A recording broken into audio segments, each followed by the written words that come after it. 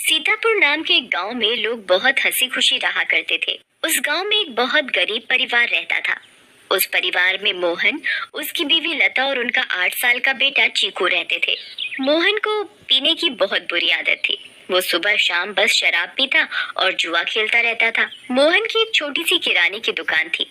मोहन कभी भी उस दुकान को ठीक तरीके से नहीं चलाता था और जितना भी थोड़ा बहुत उस दुकान से कमाता था वो सारी कमाई शराब पीने और जुआ खेलने में उड़ा देता था।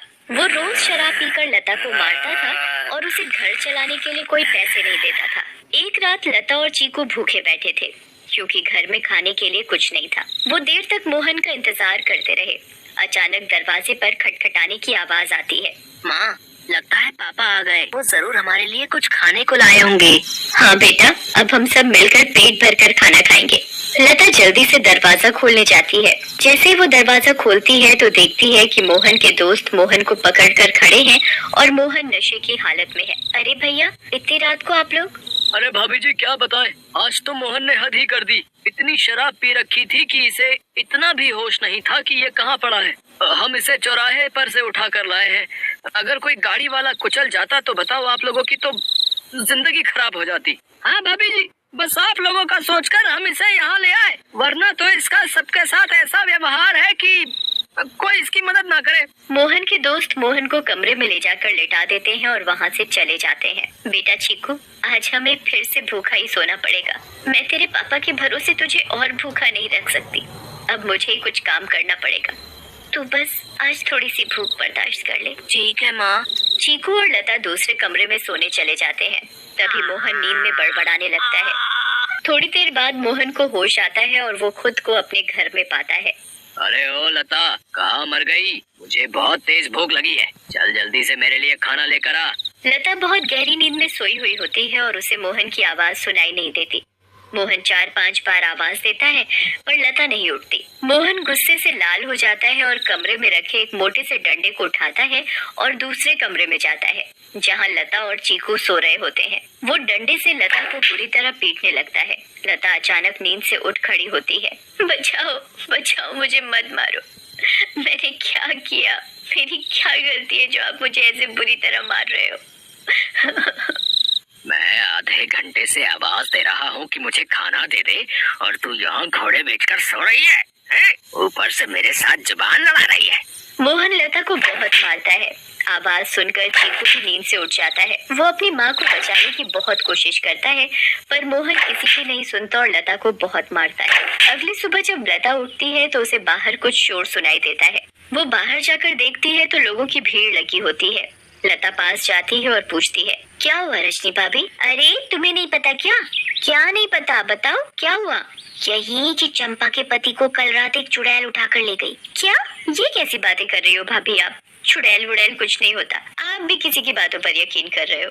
यकीन कैसे ना हो बहन, मैंने खुद अपनी आंखों से उस भयानक चुड़ैल को देखा है। उसके लंबे बाल, लंबे लंबे नाखून और दांत, उसकी लाल आंखें और डरावना चेहरा मैं कभी नहीं भूल सकती। जब मैं आधी रात को पानी पीने के लिए उठी तो थोड़ी ठंडक लेने के लिए खिड़की पर खड़ी हो गई थी और तभी मैंने देखा कि एक चुड़ैल चंपा के पति को हवा में उड़ा कर ले जा रही है। ऐसी बातें तो हमें संभल कर रहना होगा और शाम होते ही अपने घर के खिड़की दरवाजे बंद करने होंगे। अब बिल्कुल सही कहा लता भाभी आपने। सब अपने घर चले जाते हैं। लता भी काम ढूंढने निकल पड़ती है। वो घर घर जाकर काम मांगती है पर उसे कहीं काम नहीं मिलता। अंधेरा होने लगता है और आखिर में उसे सरपंच मिलता है। क्या हुआ लता, बड़ी परेशान दिख रही है? बस क्या बताऊं सरपंच जी, चीकू के पापा का तो सभी को पता है कि वो ठीक से कमाते तो है नहीं और जो कमाते हैं उसे दारू में उड़ा देते हैं। इसीलिए मैं ही काम ढूंढ रही हूँ ताकि अपना और अपने बच्चे का पेट भर सकूं। ऐसी बात है तो मेरे पास एक काम है। मेरी माँ बहुत बड़ी हो गई है और बिल्कुल चल फिर नहीं सकती।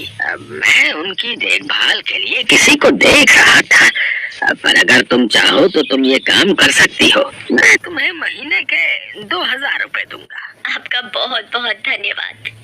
बस एक दिक्कत है कि तुम्हें देर रात तक रुकना होगा, जब तक कि वो सो नहीं जाती। मुझे मंजूर है सरपंच जी। ये लो फिर 500 रुपए और कल से आ जाना। लता खुशी खुशी घर जाती है और ये बात चीकू को बताती है।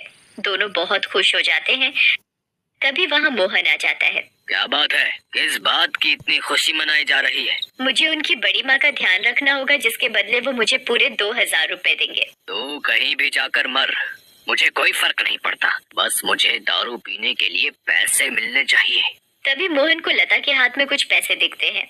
मोहन वो पैसे लता से छीन लेता है। लता बहुत रोती है और अपने पैसे मांगती है, पर मोहन उसकी एक नहीं सुनता और दारू पीने चला जाता है।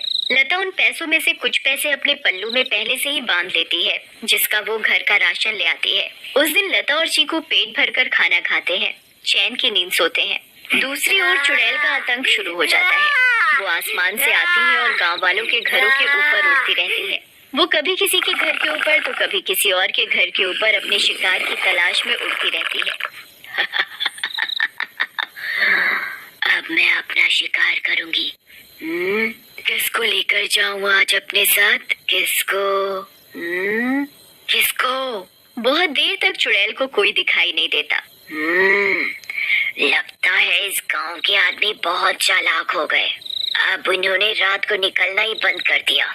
अगर ऐसा रहा तो मैं अपना शिकार कैसे करूंगी? किसको लेकर जाऊं अपने साथ? किसको लेकर जाऊंगी अपने साथ? तभी भोला रात को घर के बाहर आता है और रस्सी पर सूख रहे कपड़े उतार कर इकट्ठे करने लगता है। चुड़ैल की नजर भोला पर पड़ती है। मिल गया मेरा शिकार।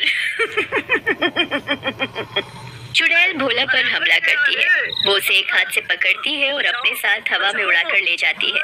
बचाओ, बचाओ, मुझे छोड़ दो, जाने दो मुझे। तू तो मेरा आज का शिकार है, ऐसे कैसे छोड़ दूं? तभी भोला की बीवी बाहर भोला को देखने आती है। उसे भोला घर के बाहर कहीं नहीं दिखता, पर फिर उसकी नजर ऊपर जाती है और वो देखती है कि चुड़ैल उसके पति को लेकर जा रही है। रेखा ये सब देखकर बेहोश ही हो जाती है और सुबह जाकर उसे होश आता है। होश आते ही वो अपने पति को हर तरफ ढूंढने लगती है, पर वो कहीं नहीं मिलता। वो यहाँ वहाँ पागलों की तरफ भागती है और चिल्ला रही है। तभी गांव के लोग इकट्ठे हो जाते हैं। क्या हुआ रेखा भाभी? अगली सुबह जब लता उठती है तो उसे फिर से घर के बाहर कुछ लोगों का शोर सुनाई देता है। लता बाहर जाती है। क्या हुआ रजनी भाभी, आज किस बात का शोर हो रहा है? अरे लता, कल रात चुड़ैल रेखा के पति को उठा कर ले गई। रेखा का तो रो रो कर बुरा हाल है, बेचारी रेखा भाभी। पर मुझे ये समझ नहीं आ रहा कि वो चुड़ैल हर रात किसी के पति को ही क्यों उठा कर ले जाती है। सही कहा लता भाभी, हमें इस बात का जल्द से जल्द पता लगाना होगा। सभी लोग मिलकर एक तांत्रिक के पास जाते हैं और सारी बात बताते हैं। मैं अभी पता लगाता हूँ कि ये चुड़ैल चाहती क्या है। ओम ह्रीम क्लीम चामुंडाय विच्चय नमः। ओम ह्रीम क्लीम चामुंडाय विच्चय नमः। तांत्रिक ध्यान लगाता है और उसे वो चुड़ैल दिखाई देती है। ये कोई साधारण चुड़ैल नहीं है, बहुत खतरनाक चुड़ैल है। इसे कब्जे में करना या खत्म करना मेरे बस की बात नहीं। पर हाँ, एक बात मुझे पता चली है, ये बस आदमियों को ही नुकसान पहुंचाती है। इससे औरतों या बच्चों को कोई खतरा नहीं, और इसकी शक्तियाँ रात को ही काम करती हैं। दिन में ये हम लोगों की तरह एक मामूली इंसान जैसी बन जाती है। बस मैं अपनी तांत्रिक विद्या से इतना ही पता लगा पाया हूँ। सब लोग अपने अपने घर चलने लगते हैं। तभी लता बोलती है, मेरे पास एक सुझाव है, अगर वो काम कर जाए तो। वैसे आप लोग मेरी बात सुनकर हंसेंगे, पर इसके अलावा कोई और तरीका नहीं दिख रहा इस चुड़ैल से बचने का। अरे भाभी, आप बताओ तो सही। पता चला अगला नंबर मेरा ही है। मैं अभी मरना नहीं चाहता। अंधेरा होने के बाद अगर सभी आदमी औरतों का भेष बनाकर रहे तो वो चुड़ैल किसी भी आदमी को औरत समझकर नहीं लेकर जाएगी। लता की बात सुनकर सब हंसने लगते हैं, पर बाद में सबको लता का ये सुझाव सही लगता है और सब अपने अपने घर चले जाते हैं। लता भी अपने घर चली जाती है। वो मैं कह रही थी कि गांव में चुड़ैल का आतंक बहुत बढ़ रहा है। वो हर रात एक आदमी को ले जाती है। तो गांव वालों ने तय किया कि सब आदमी अंधेरा होते ही औरतों के कपड़े पहन लेंगे, ताकि वो चुड़ैल उन्हें औरत समझकर छोड़ दे। तेरा दिमाग तो ठिकाने है या पागल वागल हो गई है? कोई बेवकूफी होगा जो ऐसा करेगा। मोहन लता की एक नहीं सुनता और चला जाता है। लता भी सरपंच के घर उनकी माँ की देखभाल के लिए चली जाती है। लता का पूरा दिन बहुत अच्छे से निकलता है। फिर रात हो जाती है और लता अपने घर के लिए निकल पड़ती है। दूसरी ओर गांव के सभी आदमी अंधेरा होते ही औरतों का भेष बना लेते हैं। लता जब अपने घर वापस जा रही होती है तो उसे आसमान से चुड़ैल आती दिखती है। लता बहुत डर जाती है और पेड़ के पीछे छुप जाती है। तभी वहाँ से मोहन गुजर रहा होता है। हे भगवान, अब मैं क्या करूँ? अब तो ये चुड़ैल इनको ले जाएगी। मैं इनको कैसे बचाऊं? मिल गया मुझे मेरा शिकार। चुड़ैल उड़कर मोहन को पकड़ लेती है।